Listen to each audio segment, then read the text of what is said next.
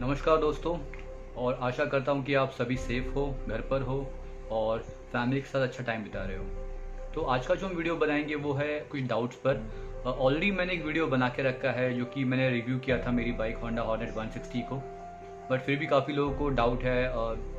Normal सी बात है, doubt आ सकते हैं। और उस वीडियो का जो ऑडियो भी है वो इतना क्लियर नहीं था। वो शुरुआत थी, मतलब मैं भी सीख रहा था, तो मैंने वो वीडियो निकाला नहीं है, आप जाके देख सकते हो। थोड़ा ऑडियो का इशू, उसमें थोड़ी म्यूज़िक जो है ज़्यादा लाउड है।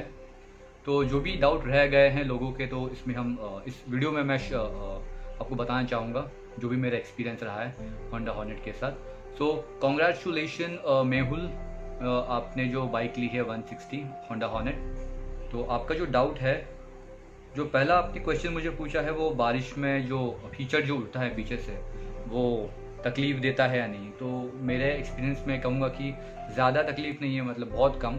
अगर मैं इसको कंपेयर करूँगा मेरी दूसरी बाइक्स के साथ, जैसे RC200, तो उसके साथ मुझे तकलीफ़ हुई। इवन मुझे थंडरबर्ड जो है उसके साथ भी तकलीफ, उसके साथ भी कीचड़ उठता था। इवन वो उसका जो मडगार्ड है नीचे तक था, लेकिन उसके साथ भी कीचड़ उठता था। RC का जो टायर हगर जो होता है, जो एक छोटा सा एक प्लास्टिक का पीस लगाते हैं वो लोग, तो उसके साथ भी मुझे इशू हुआ था। मुझे याद है मैं रायपुर जब बाइक ले गया था तब उसमें इशू आया था। होंडा हॉर्नेट के साथ मुझे कोई इशू नहीं आया। मुझे बस थोड़े बहुत छींटे जो उड़ते हैं वो, जी हाँ। लेकिन आगे से तो आपको पता ही है कि आगे के टायर से तो आपके ऊपर कीचड़ आ सकता है। तो उसके ऊपर जो स्क्वायर में वो मिलता है ना, एक बारिश के मौसम में जो रेक्टेंगल शेप में हम लगाते हैं आगे गार्ड्स के ऊपर, लेग गार्ड के यहाँ पे, तो वो आप खरीद सकते हो। 3-4 महीने की बात है बस, तो वो आप यूज़ कर सकते हो। अदरवाइज़ कीचड़ का प्रॉब्लम नहीं आएगा बारिश में आपको ज़्यादा। और आपका दूसरा सवाल वो है, क्या इंजन 40-50 किलोमीटर चलने के बाद हीट हो जाता है और लेग पे हीट इशू होता है? जी नहीं, बिल्कुल इशू नहीं आता हीट का। मैं तो मुंबई में रहता हूँ, कि आपको तो पता ही है कि मुंबई जो है काफ़ी गर्म प्लेस है, काफ़ी गर्मी होती है यहाँ पे। फिर भी लेकिन यहाँ पे मुझे हीट का इशू नहीं आया। अगेन मैं इसको कंपेयर करना चाहूँगा मेरी RC के साथ। RC में हीट का इशू होता है, जो भी RC ओनर सबको पता है। बाकी जैसे कि 150cc। और सबसे इम्पोर्टेंट बात है कि अगर आपने बाइक कौन सी ली है आपको वो देखना पड़ेगा। होंडा हॉर्नेट जो है वो एक कम्यूटर, डेली कम्यूटर है, तो उसके साथ आप परफॉर्मेंस का जो एक्सपेक्टेशन है वो कर रहे हो, तो आपको इस बारे में सोचना पड़ेगा कि वो उस तरीके से परफॉर्म नहीं करेगी जैसे कि अदर बाइक्स परफॉर्म करती है, जैसे कि KTMs हो गई, 200 हो गई, या फिर हिमालयन हो गई वो। तो आप ऑफ रोडिंग की बात कर रहे हो या कॉर्नरिंग की बात कर रहे हो, तो आपको वो सोचना पड़ेगा कि आपने कम्यूटर खरीदी है, उससे आप क्या क्या करना चाहते हो। ठीक है, तो जैसे कि हम बात कर रहे थे हीट की, तो बिल्कुल नहीं, हीट में इसमें हीट का इशू नहीं है। तो आप इसकी चिंता निकाल दीजिए मन से। ठीक है, तो आपका तीसरा सवाल पे हम जाते हैं। तीसरे सवाल पे है, पिलियन के बैठने के बाद बाइक का बैलेंस बनने में दिक्कत होती है या नहीं? और मैं तो कहूँगा कि अगर वेट बढ़ता है बाइक पे, अगर कोई पीछे बैठता है, तो ये मेरा एक्सपीरियंस है। ठीक है, मुझे बाइक काफ़ी स्टेबल लगती है। इवन ब्रेकिंग मुझे हेल्प होती है, पता नहीं क्यों। शायद वेट ज़्यादा होने की वजह से जब ब्रेक अप्लाई करते हो आप, तो गाड़ी का रुकने का जो चांसेस ज़्यादा और बढ़ जाता है, मेरे ख्याल से ये है। और बैलेंस ख़राब होने का जैसे कि बात है, वो ये है कि आपके हाथों पे एक लोड बना रहेगा कि आपको उसका बैलेंस, उसको पीछे जो बैठा है इंसान, उसको भी बैलेंस करना है। तो आप बैलेंस तो कर लोगे, लेकिन आपके मसल जल्दी थक जाएंगे। जैसे कि मुझे इशू हुआ था कि जब मैं मेरी सिस्टर के साथ राइड कर रहा था नॉर्थ की तरफ, तो वो एक आई थिंक 1400 किलोमीटर्स हमने क्रॉस करे थे। तो उसकी वजह से मेरे जो शोल्डर ब्लेड में दोनों बड़ा ठीक बीच में स्पाइन के पास साइड में ऐसे 2 पॉइंट वो पेन होने लग गया था। लेकिन वो कुछ 1-2 महीने में ठीक हो गया था, लेकिन पेन ज़्यादा नहीं था, बट वो आपको पता चलता है कि अनईजीनेस है यहाँ पे बैक में। तो मुझे वो हुआ था। स्टेबिलिटी का या बैलेंस का इशू नहीं आएगा पीछे कोई बैठेगा तो, बस आप एक लंबी राइड करो, डेफिनेटली आपका बॉडी गिव अप कर देता है। तो बैलेंस का भी इशू नहीं आएगा अगर कोई पीछे बैठ रहा है तो। आई होप मैं इसको ज़्यादा लंबा खींच रहा हूँ, तो आई एम सॉरी अगर आपको समझने में डिफ़िकल्टी आ रही है तो, बट मैं कोशिश करूँगा कि मैं पूरे एग्जाम्पल के साथ आपको समझा सकूँ कि मेरे साथ क्या हुआ था। सो आपका तीसरा सवाल जो है, चौथा सवाल, कि मैंने सुना है कि 35,000 किलोमीटर के बाद क्रैंक में से आवाज़ आ जाती है। ठीक है, तो जी हाँ, तो क्रैंक की आवाज़ का ऐसा है कि मुझे तो अब तक कोई आवाज़ नहीं आई, क्योंकि मैं काफ़ी पर्टिकुलर हूँ मेरी सर्विसिंग को लेके, बाइक की सर्विसिंग को लेके, ऑयल को लेके, जो भी काम कराना होता है। जैसे मुझे लगता है कि कोई भी ऐसी आवाज़ आ रही है तो मैं इमीडिएटली मैकेनिक के पास जाता हूँ, सर्विस सेंटर जाता हूँ कि उनको बोले भाई देख लो क्या हो गया।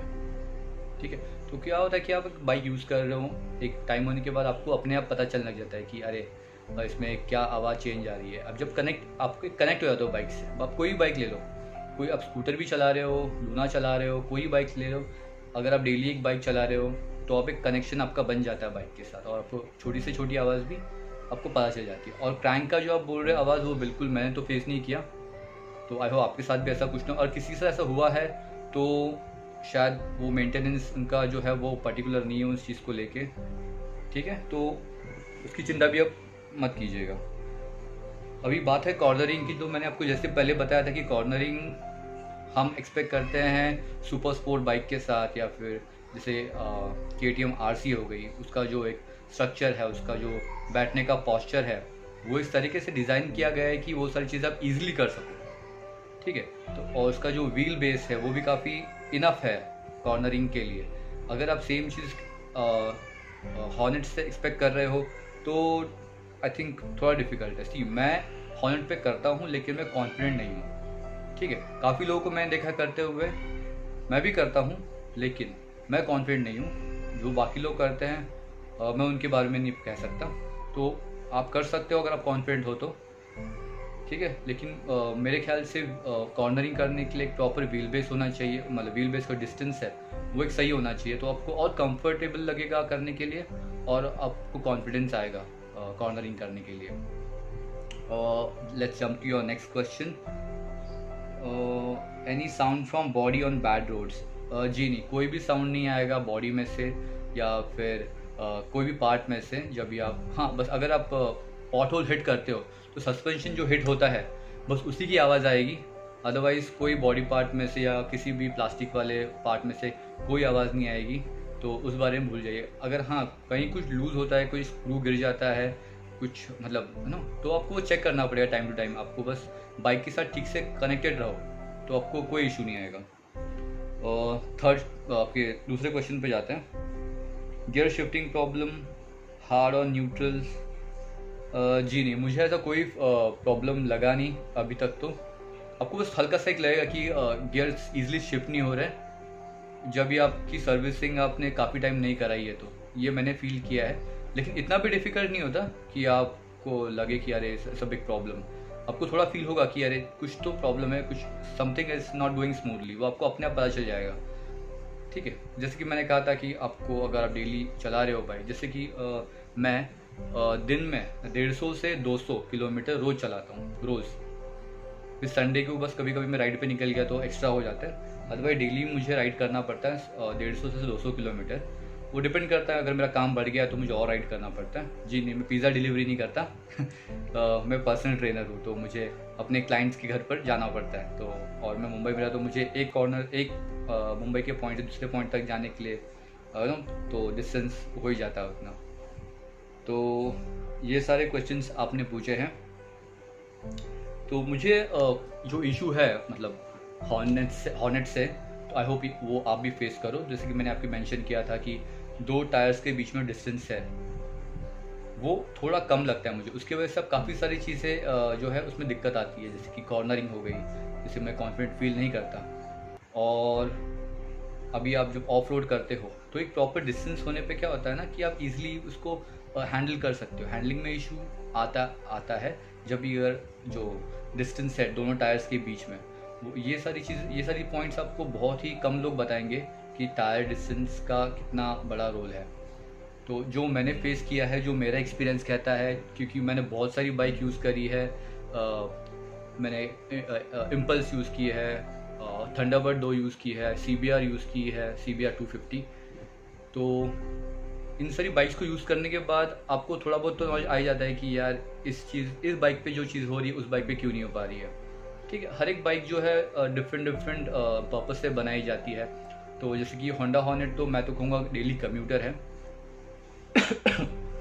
और डेली कम्यूटर होने के वजह से आप उससे वो सारी चीज़ें एक्सपेक्ट कर रहे हो, जो आप हिमालयन से चाहते हो या फिर KTM से चाहते हो, KTM और जो कि पावरफुल और परफॉर्मेंस ओरिएंटेड बाइक्स हैं, तो आपको कहीं ना कहीं थोड़ा कॉम्प्रोमाइज़ करना पड़ेगा। बट मुझे लगता नहीं कि आपको इसकी नौबत आएगी, क्योंकि बहुत अच्छी बाइक है। मैं बाइक चेंज शायद ही करूँगा, अदरवाइज़ नहीं भी करूँगा, क्योंकि मैं आई am really happy with hornet 160R। और मैं ये भी मेंशन करना चाहूँगा कि मैंने हॉर्नेट क्यों ली। जैसे कि मैंने अभी मेंशन किया था कि मैं दिन में 150 से 200 किलोमीटर चलाता हूँ, तो ऐसे केस में मुझे एक ऐसा इंजन चाहिए जो मुझे अच्छी फ्यूल एफिशिएंसी दे और मेंटेनेंस इसका कम हो, एक अच्छा ब्रांड हो जिसका सर्विसिंग भी अच्छा हो, और सेफ्टी, क्योंकि इसमें ABS भी है। तो ABS होने की वजह से, इसका मेन रीज़न तो ABS था जिसकी वजह से मैंने लिया। क्योंकि जब मैंने बाइक खरीदी थी, ये मैंने पिछले वाले वीडियो में भी मेंशन किया था कि तभी सिर्फ यही एक बाइक थी जो इस रेंज में 150cc 160cc रेंज में जो ABS के साथ आ रही थी। मुझे एक्चुअली लेना था TVS अपाचे, लेकिन उसका जो ये था लॉन्च डेट वो एक्सटेंड हो रहा था, तो फिर और मुझे थोड़ा जल्दबाजी होती है बाइक लेते वक्त आप समझ सकते हो कि आप ना, मतलब बस चाहिए बाइक चाहिए, ऐसे जो बाइकर्स है या फिर जिनको those who are bike enthusiast they can understand. तो मैंने बाइक ली, आई एम रियली हैप्पी। अब थोड़ा बहुत तो कॉम्प्रोमाइज़ करना ही पड़ेगा, है ना। तो अभी जैसे कि मुझे थोड़ा बैठने के लिए मुझे कंफर्टेबल नहीं लगता था, तो मैं उसको थोड़ा हैंडल ऊपर कर दिया उसके, वो राइजर्स लगा के। तो वो भी एक वीडियो में मैंने मेंशन किया है कि मैंने इसको कैसे किया है, तो आप वो जाके देखिएगा। और अभी तक के लिए बस इतना ही। तो अगर आपको ये वीडियो अच्छा लगा तो प्लीज़ सब्सक्राइब कर लीजिए, अपने दोस्तों को बताइए जो लेने वाले हैं बाइक। और इन फ्यूचर शायद मैं बाइक भी चेंज करूं, तो वो सब देखने के लिए आपको मेरे साथ जुड़ के रहना पड़ेगा। तो सपोर्ट कीजिए मुझे और मेरे आने वाले एडवेंचर में मेरा साथ दीजिए। लाइक कीजिए और सब्सक्राइब कीजिए, शेयर कीजिए। सभी यूट्यूबर्स ऐसे ही बोलते हैं, तो मैं तो बस अभी सीख रहा हूँ तो मुझे हैबिट डालनी पड़ेगी। और क्या बोलना था मुझे, जी हाँ, तो आने वाले कुछ महीनों में मैं शायद एक बड़ी राइड प्लान करूँगा, तो वहाँ आपको देखने मिलेगा कि ये जो 160 बाइक है, 160cc की जो बाइक है होंडा हॉर्नेट, वो वैसे टेरेन में कैसे परफॉर्म करती है, तो वो भी आपको आगे देखने के लिए मिलेगा। अभी तक तो मैं राइड करता था, बट मैं कभी मतलब मैंने ब्लॉग नहीं किया या फिर ऐसे पोस्ट नहीं किया, तो अभी से मैंने स्टार्ट किया है। तो आई होप आप सब इसमें मेरा सपोर्ट करोगे। तो बीइंग इंडियन, मैं सब क्या कहते हैं उसे, सपोर्ट चाहूँगा अपने इंडियन लोगों से। So that's it for now guys, जय हिंद एंड थैंक यू।